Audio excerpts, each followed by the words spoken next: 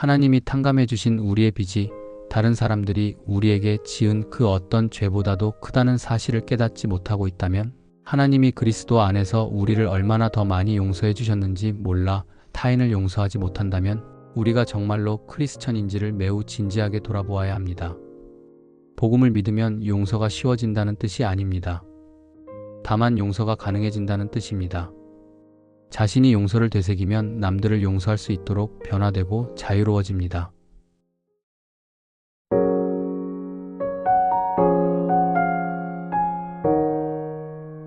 우리가 얼마나 큰 죄를 용서받았는지 깨달으면 마음속에 사람들을 향한 연민이 생겨야 합니다.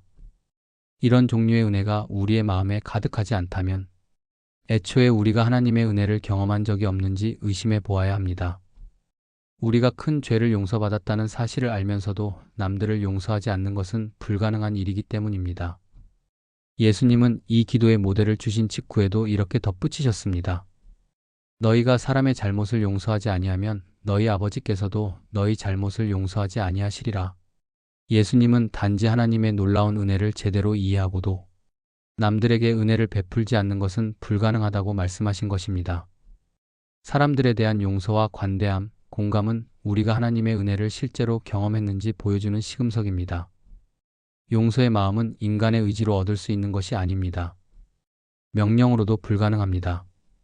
굶주린 사람에게 포만감을 느끼라고 명령해봐야 소용이 없는 것과 마찬가지입니다.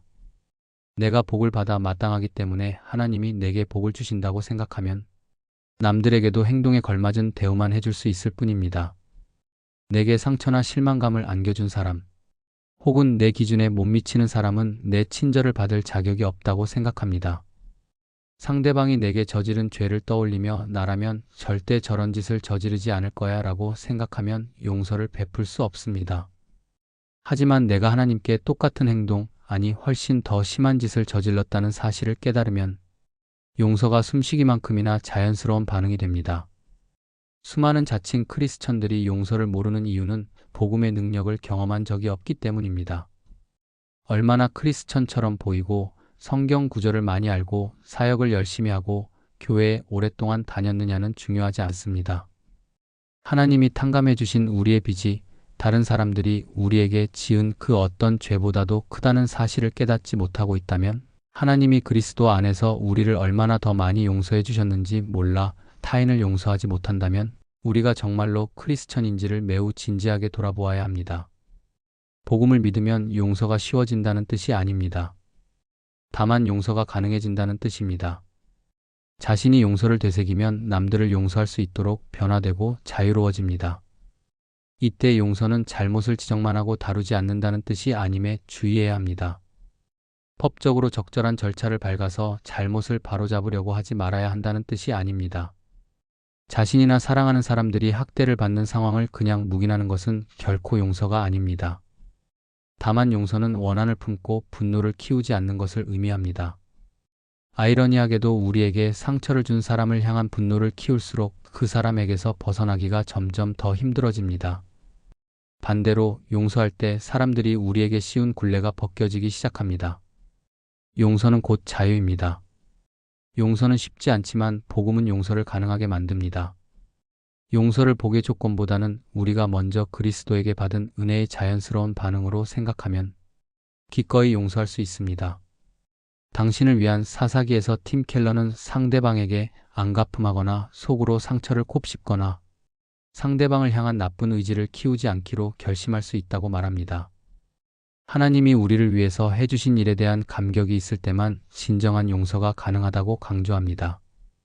예수님이 가르쳐 주신 우리가 우리에게 죄 지은 자를 사하여 준 것 같이 우리 죄를 사하여 주시옵고라는 기도에서 어려운 점만 보지 말고 그 안에 담긴 약속을 놓치지 않아야 합니다. 팀 켈러가 말하는 용서에 대한 현명한 해결책은 미워하는 상대를 향한 스스로의 결단이 중요하다는 것입니다.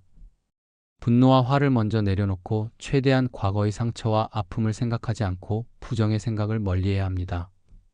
용서는 하루아침에 되는 것도 아니고 말처럼 쉽지 않은 작업입니다.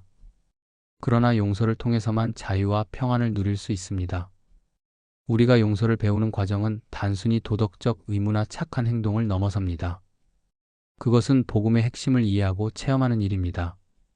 하나님께서 우리를 얼마나 큰 죄에서 자유케 하셨는지 깨닫는 순간 우리의 마음속에는 자연스레 용서의 씨앗이 심어집니다.